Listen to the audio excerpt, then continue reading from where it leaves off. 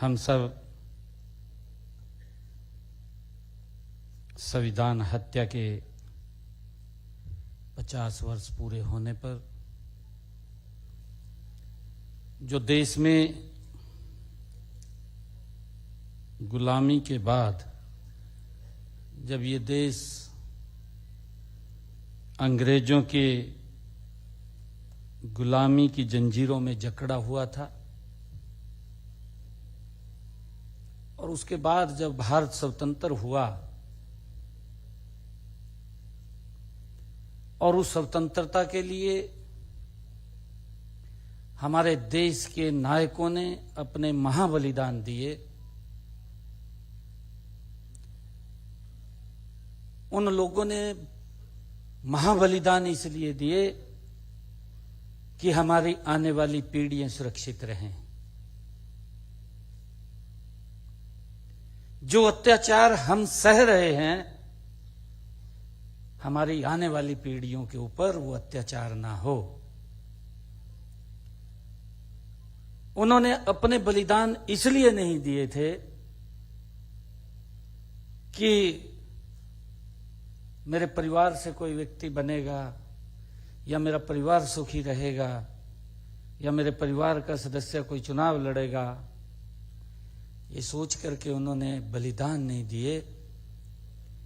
उन्होंने बलिदान इसलिए दिया कि हमारी आने वाली पीढ़ियां वो सुरक्षित रहें, वो भी खुली हवा में सांस लें, उनके ऊपर भी कोई अत्याचार ना हो।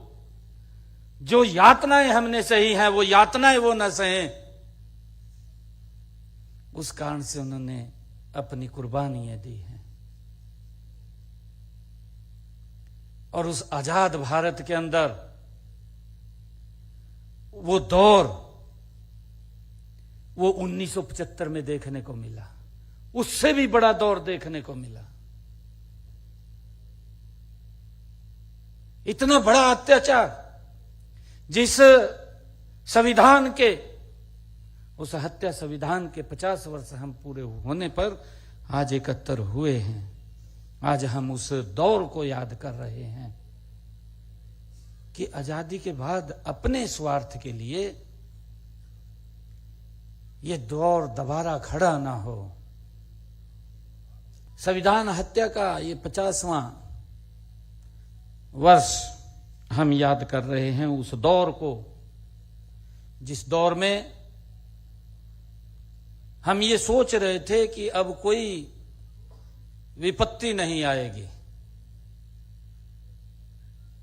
परंतु घर बैठे बैठे परिवार के साथ भोजन करते करते, परिवार के साथ खुशी मनाते मनाते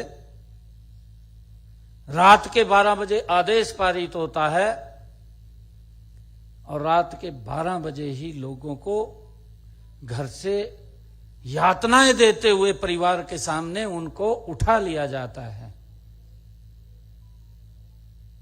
किस प्रकार का अत्याचार उनके ऊपर होता है, इस प्रकार का अत्याचार कि हम उसको अगर स्मरण भी करते हैं हमारे रोंगटे खड़े हो जाते हैं। उन्होंने अपने जीवन के ऊपर सहा है।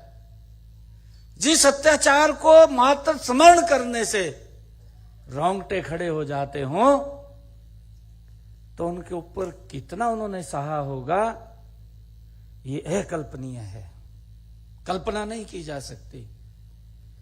कितना बड़ा अत्याचार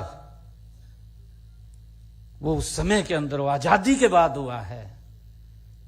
अपनी इच्छा शक्ति पूरा करने के लिए हुआ है, एक टारगेट तरीके से हुआ है, एक सोची समझी साजिश के तहत हुआ है कि मैं हूं और कोई नहीं है। ये अहंकार था, परंतु ये भारत का लोकतंत्र है, भारत का ये पवित्र संविधान है। जिन हमारे महापुरुषों ने इस पवित्र संविधान की रचना की, हमें दिया,